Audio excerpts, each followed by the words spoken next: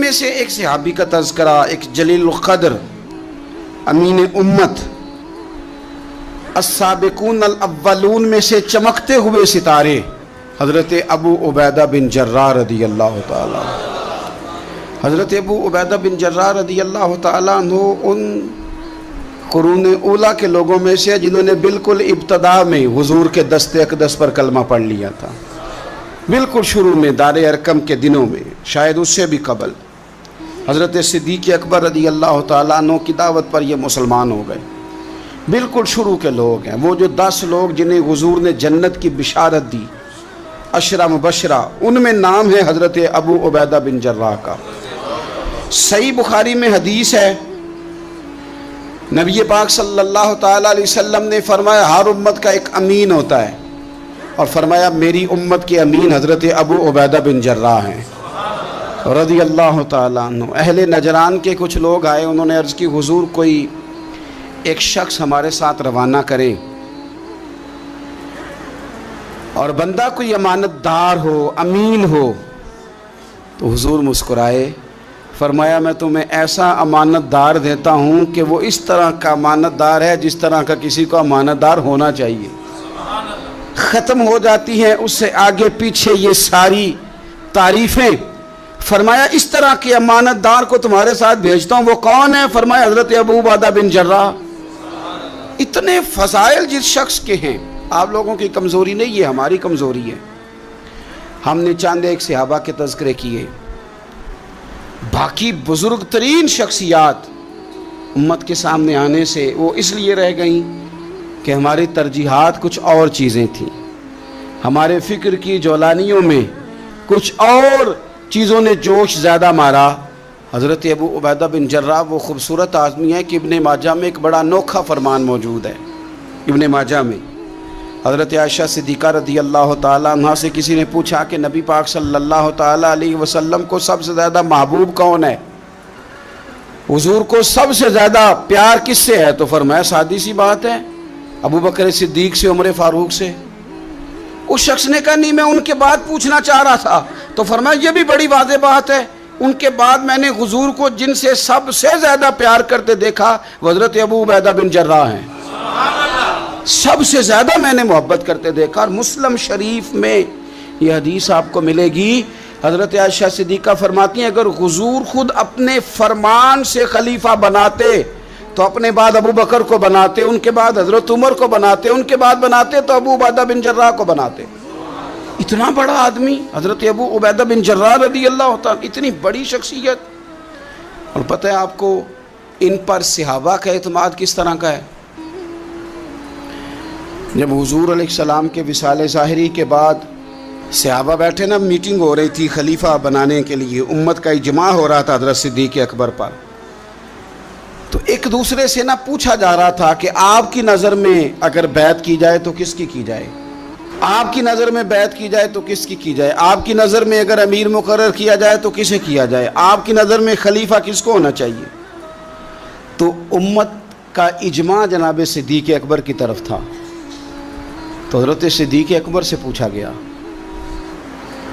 آپ بتائیے اگر آپ بیعت کریں گے تو کس کی کریں گے؟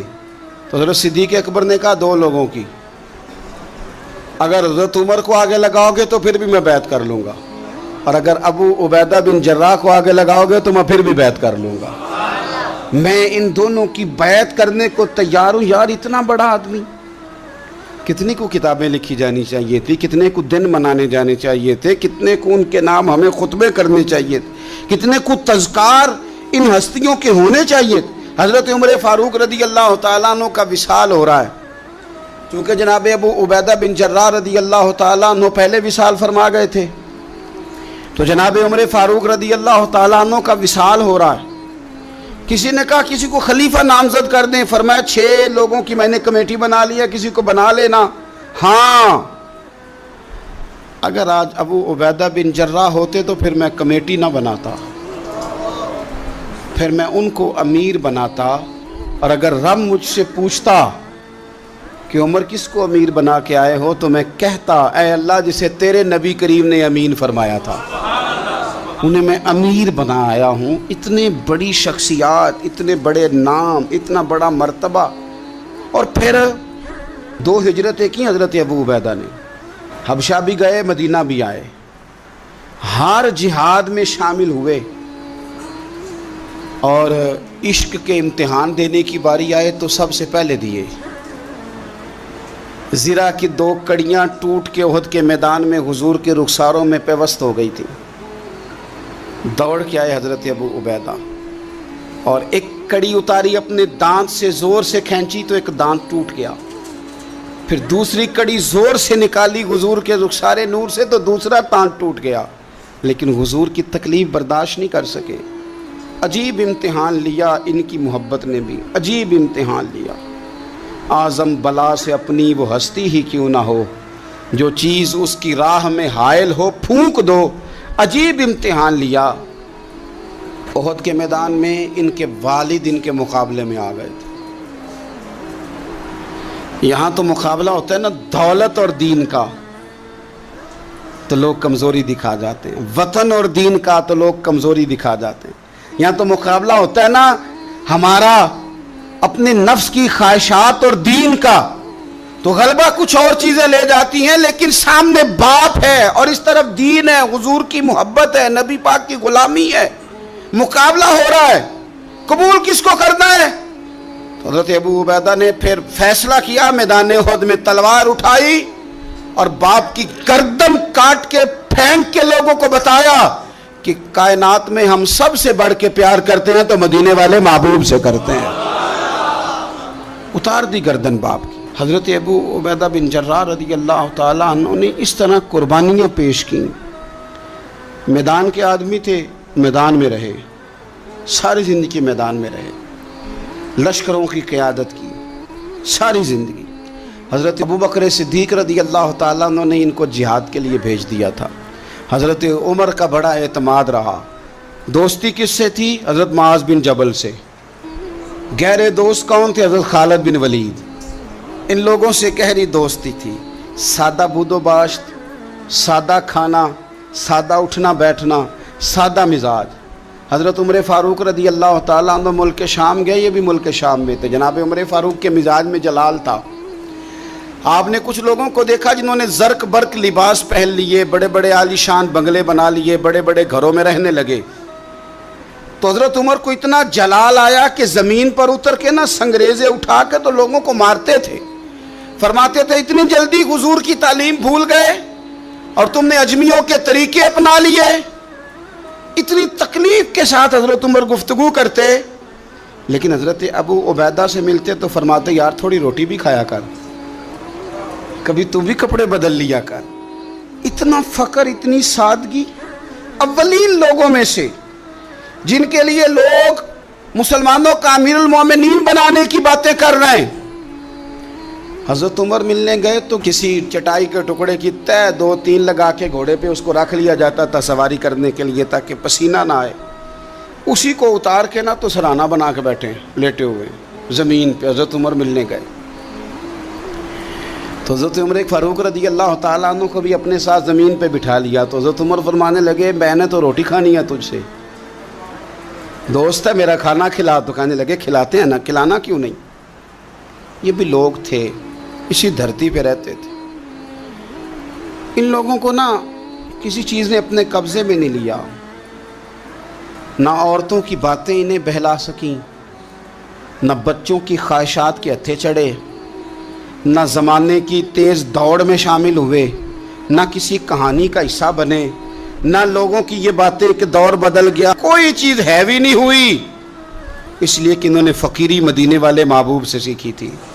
فقر میرے نبی کریم علیہ السلام سے سیکھا تھا. فقر تازہ تھا، ذہن وسیع تھا.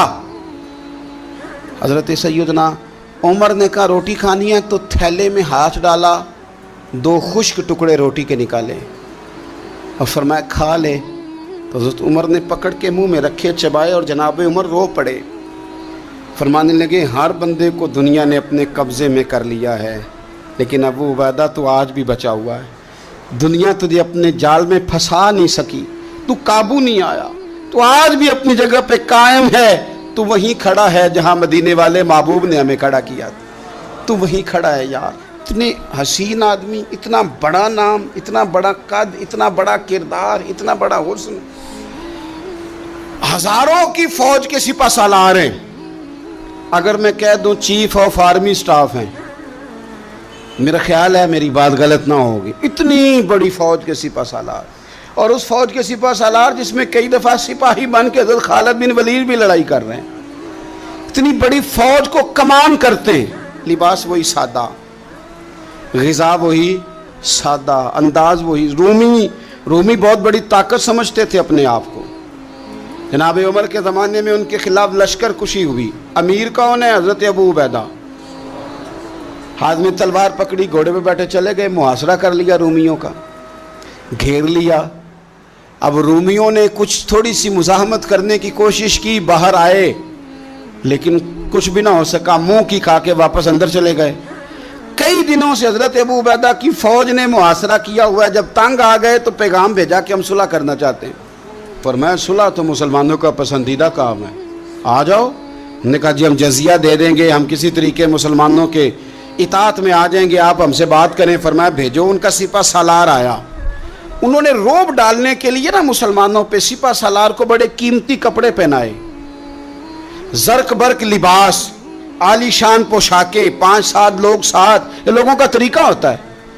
وہ پریشر ڈالنے کے لیے لوگ کرائے کا مکان بھی خرید لیتے ہیں، کرائے کی کار بھی حاصل کر لیتے ہیں، لوگوں کے برتن بھی استعمال کر لیتے ہیں، کسی کے گھر سے فرنیچر بھی منگوا لیتے ہیں۔ تو آپ نے نا وہ زرق برق لباس پہنے ہوئے ان لوگوں کو آتے دیکھا۔ اب وہ بڑے اپنے انداز میں تو روب ڈالنے کے لیے آئے تھے نا، تو آ کے پوچھا مسلمانوں کے امیر کہاں ہیں لشکر کے؟ تو انہوں نے کہا ادھر ہی تھے، یہیں کہیں ہوں گے۔ وہ بڑا حیران ہوا کہ ہم تو بڑے لاؤ لشکر کے ساتھ آئے۔ یاد رکھ لیں روب کپڑوں کا نہیں ہوتا، روب کردار کا ہوتا ہے۔ پھر پوچھا کہاں ہیں؟ نے کہا جناب وہ سامنے خیمے میں دیکھ لو۔ وہ خیمے میں گئے تو اتنی بڑی فوج کا سپہ سالار زمین پہ بیٹھے اور اپنے تیر سیدھے کر رہے ہیں۔ اب وہ بڑے زرق برق لباس میں کہنے لگا ابو عبیدہ بن جراح آپ ہیں؟ فرمایا میں ہی ہوں۔ کہا ملنا تھا؟ فرمایا آ جاؤ۔ کہنے لگا آپ تو زمین پہ بیٹھے ہیں۔ تو آپ فرمانے لگے ہمارے بزرگ زمین پہ ہی چلتے تھے، زمین پہ ہی بیٹھتے تھے، زمین پہ ہی کھاتے تھے، نیند آتی تھی تو زمین پہ ہی سو جاتے تھے۔ وہ حیرانگی سے کہنے لگا آپ اتنے بڑے سپہ سالار ہو کے اس طرح رہتے ہیں؟ فرمانے لگے میری ضروریات ساری پوری ہوتی ہیں، پھر بھی کبھی کوئی مشکل بن جائے تو میں تھوڑا سا قرضہ لے لیتا ہوں حضرت معاذ بن جبل سے، ان کو مشکل آ جائے تو مجھ سے لے لیتے ہیں۔ تو بالکل صحیح گزارا ہو رہا ہے کہ اس طرح کیوں بیٹھے ہیں، یہ کیا بات ہوئی؟ ہمارے ہاں لوگوں کا رونا دھونا نہیں، روز مکان کوئی نہیں تو رو پڑے، بچے کی شادی کرانی ہے تو رو پڑے، او ہو جی کیا بتائیں غریبی بڑی ہے تو رو پڑے۔ زمین پہ بیٹھے ہیں، زمین پہ بیٹھ کے خشک ٹکڑے کھا رہے ہیں، پر کہہ رہے ہیں بڑے مطمئن ہیں یار کیا ہوا، کوئی ایسا مسئلہ نہیں، اگر کبھی مشکل آ جائے تو میرے دوست ہے حضرت معاذ بن جبل تھوڑا قرضہ لے لیتا ہوں، ان کو ضرورت پڑے تو مجھ سے لے لیتے ہیں۔ رومی صلح بھی کر گئے، بات بھی کر گئے، پر جہاں جہاں گئے نا حضرت ابو عبیدہ بن جراح کا فقر بھی بیان کرتے گئے، وہ فقر بھی بیان کرتے۔ کیا کریں اب تو بھائی پیروں کی کوٹھیاں بھی دیکھنے کے قابل ہیں، کیا بتائیں آپ۔ اب تو جو زیادہ فقیری کا درس دیتا ہے نا اس کی پجاروں دیکھ کے بندہ پریشان بھی ہو جاتا ہے کہ اس پجاروں سے نکل کے اس نے فقر کا درس دیا ہے۔ اب تو جناب لوگ یہی کہانی آ کے سناتے ہیں، یہی کہانی، یعنی کچھ امیر لوگ ہیں وہ کئی دفعہ جلسوں کا ٹائم لینے آتے ہیں تو لگتا ہے کہ پیرانے پیر ہیں، یہ کہتے ہیں فلانے پیر صاحب بھی میرے پاس آتے ہیں، فلانے بھی آتے ہیں، فلانے بھی آتے ہیں، فلانے بھی، شکر ہے جی اللہ کا، فلانے کو فون کروں تو وہ آ جایا کرتا ہے۔ میں نے ایک سے کہا، میں نے کہا یار آپ نے لیا کیا، سیکھا کیا؟ آپ تو ابھی بھی وہاں کھڑے ہیں کہ دولت ہی سارا کچھ ہے، کیا لیا آپ نے اتنے پیروں کو بلا کے، اصل کیا کیا، ملا کیا؟ آج بھی اگر وہیں کھڑے ہو تو پھر آپ نے فقر سے کیا سیکھا؟ کچھ بھی نہیں۔ پھر تو آپ نے نا، میں پہلے بھی ایک دن کہا تھا، پھر کہتا ہوں، میں کہتا ہوں ہمیں برانڈ نہ بنایا کرو، خدا را مشہور آدمی سمجھ کے دعوت نہ دو، دین کا خادم سمجھ کے دعوت دو۔ ایسا کام نہ کرو کہ فلانا بندہ بڑا مشہور ہے تو اس کو دعوت دے لے۔ کبھی کبھی بڑی تکلیف، میں ابھی تھوڑے دن پہلے بڑے لمبے سفر پہ تھا، صبح میں 8:30 گھر سے نکلا، 8:30 اور میں 2-2:30 بجے وہاں پہنچا، لیکن 10 کیمرے لگے ہوئے، آپ کی کار سے نکلنے کی فوٹو، آپ کی بیٹھنے کی فوٹو، آپ کے آنے کی فوٹو، میرے گھر میں داخل ہونے کی فوٹو، فریزر کے ساتھ فوٹو، اندر والے دروازے کے ساتھ فوٹو. کیا میرا مطلب ہے معاملہ ہے. اب آپ کے سامنے 15 کیمرے چل رہے ہیں، آپ ٹانگ بھی سیدھی نہیں کر سکتے کیونکہ آپ کو بڑا سیٹ ہو کے بیٹھنا ہے، فوٹو ہو رہی ہے. تو کافی ٹائم گزر گیا تو میں نے ان سے کہا کہ یار میں 7-8 گھنٹے مجھے مہربانی کرو ٹانگیں تو سیدھی کر لینے، اس کو ذرا بند کرو کیمرے کو، اور مہربانی کرو ایک پانی کا گلاس ہی دے دو، چائے کا کپ ہی پوچھ لو. ٹھیک ہو گیا سارا کچھ اپنی جگہ پہ. لیکن یہ کچھ مزاج، مطلب ہم نے تو بزرگوں کے پاس بیٹھ کے وقت گزارا ہے. اور میں آپ کو ایمانداری سے کہتا ہوں، میں کسان کا بیٹا ہوں. آج بھی میں بڑے شوق سے، رات میں نے اچار سے روٹی کھائی ہے. گھر والوں نے کہا کہ کچھ بنا دیتے ہیں، میں کہا اچار لے آؤ نہ، پیا ہے نا. اس لیے کہ میں غریب ماں کا بیٹا ہوں. مجھے اچار تسلی دیتا ہے، تشفی دیتا ہے، مجھے سکون دیتا ہے. میں اپنے غریب دوستوں کے اندر بیٹھ کے آج بھی فخر محسوس کرتا ہوں. بڑی کوٹھیاں تکلیف دیتی ہیں، اس لیے کہ میں نے وہ وقت بھی دیکھا ہے کہ جب ہمارے ایک تایا جی تھے تو ان کے گھر کی دیوار گر گئی تھی، تو ابھی ان کو پیسے نہیں مل رہے تھے، تو میرے ابا جی نے کہا ان کے گھر جا کے سو جاؤ. انہوں نے دیوار کے آگے 4 پائیاں لگا کے سونا ہے، کوئی گھر میں نہ آ جائے. تو مطلب یہ کہ آپ مہربانی کریں. یہ دیکھو، یہ میرے نبی پاک کے غلام ہیں، ان کی سادگی دیکھو، ان کی فقیری دیکھو. 2-4 دن پہلے بچوں کا کھانا پکا ہوا تھا، بچے لائن میں نہ کھانا، کافی سارے بچے ہیں تو رات کو لائن میں لگ کے روٹی لیتے ہیں. میں بھی لائن میں لگ گیا بچوں کے ساتھ. مجھے کہنے لگے آپ کیوں لائن میں لگے؟ میں نے کہا یہ اپنا وقت یاد آ گیا نا، دل کر رہا ہے. میں نے ان کے لیے نا پلیٹیں بنوائی ہیں، اس کے اندر سالن کی جگہ چٹنی کی جگہ. تو میں نے باورچی سے کہا اسی پلیٹ میں کھانا ڈال کے نا میرے لیے گھر بھیج یار، یہی والی روٹی بھیج، یہی کھانے کو دل کر رہا ہے. یہ آپ کا اصل ہے، یہ آپ کا اصل ہے. مہنگے کپڑے آپ کا اصل نہیں ہوتے، وہ تو برانڈ ہے.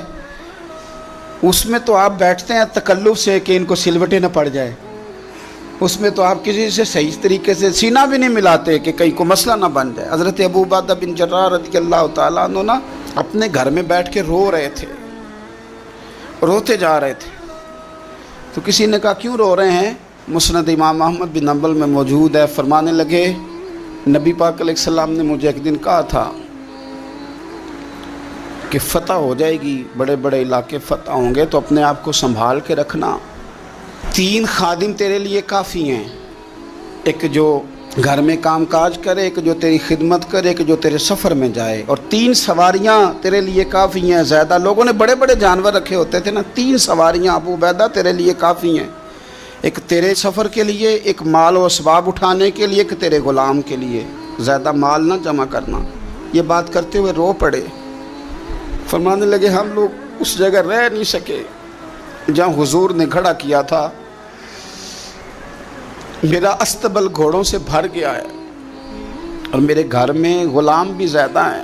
حالانکہ صحابہ کہتے ہیں کہ کچھ ایسا نہیں تھا، لیکن چند چیزیں جو موجود تھی ان پر بھی روتے تھے.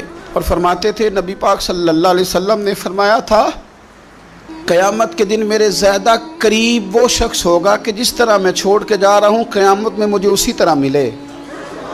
فرمانے لگے میں اس طرح نہیں رہ سکا، سوچتا ہوں نبی پاک کو کیا منہ دکھاؤں گا، کیا منہ دکھاؤں گا کریم کو. رو رہے ہیں گھر میں بیٹھ کے، رو رہے ہیں. ملک شام میں نا طاعون کا مرض پھیل گیا. حضرت ابو عبیدہ وہاں تھے. حضرت عمر نے خط لکھا، فرمایا جلدی آ جاؤ، آپ سے مشورہ کرنا ہے. آپ سمجھ گئے کہ عمر نا مجھے یہاں سے نکالنا چاہتے ہیں کہ مجھے مرض نہ لگ جائے.